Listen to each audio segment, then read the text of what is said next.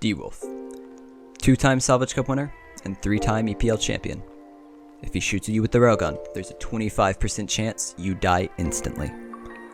But how did he get to the point of being one of Sector's Edge's most respected snipers and clapping space mercenary cheeks with the likes of Cilia and Zeppofan?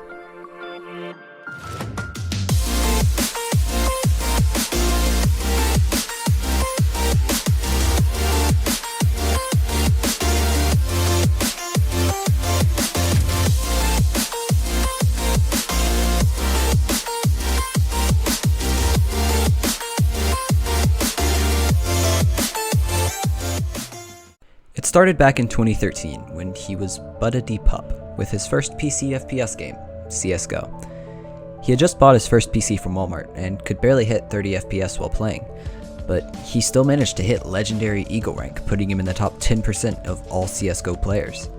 A year later, in 2014, he invested into a better PC setup and started grinding CSGO again, putting thousands of hours into the game and reaching the Supreme Master rank, putting him in the top 3% of all CSGO players. Sadly, he was deterred from reaching Global Elite due to the plethora of hackers living in CSGO ranked. He later reached A+ rank on ESEA, which is basically a third-party CSGO ranked system so that you don't run into hackers as often, but he was growing tired of CSGO. When Overwatch came out in 2016, deWolf had found a new game to grind and dominate in.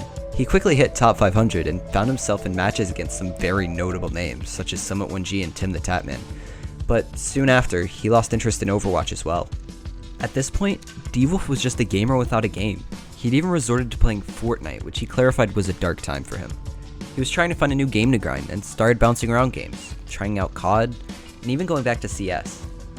But then he found Sector's Edge, a voxel-based FPS with a completely destructible environment, and he was hooked. He played 1 or 2 games, but as soon as the first Salvage Cup came around, he wanted to compete. deWolf was thrown into a random team with a few others for this tournament, and was beaten in the finals by the dominant force of the SE competitive scene, Super Team, a collection of some of the best players specifically created to win every tournament. deWolf was inspired by the competition of the game and started grinding to compete in the next Salvage Cup to continue his gaming dominance. The time of Salvage Cup 2 had come around, and deWolf was ready. He'd caught the attention of Super Team and had joined their ranks alongside Aranet, Coco, and Dodo Sandwich to dominate and destroy as Super Team 2 Electric Boogaloo.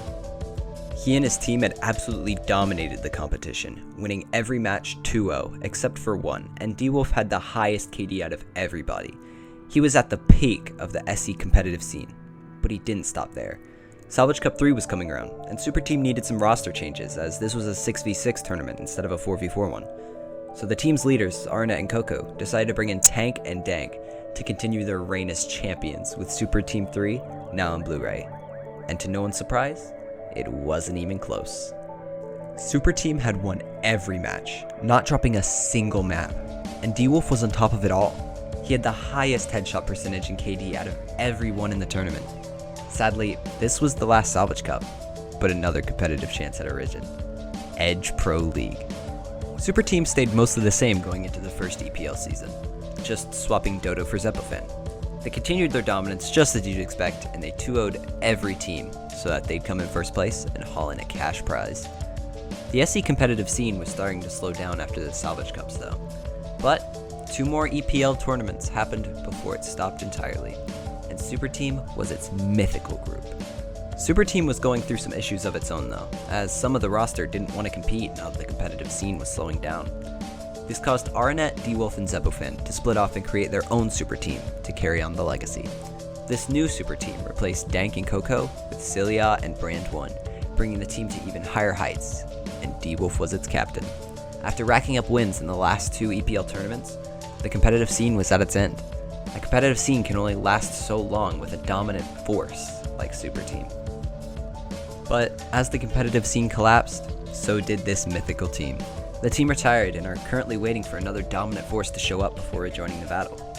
Currently, deWolf is dominating in other games such as Valorant and is waiting hopefully for a new era of competitive Sector's Edge.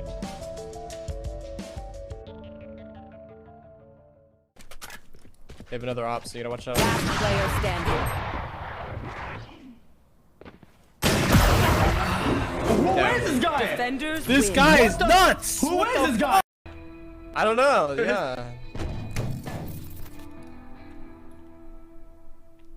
What the fuck?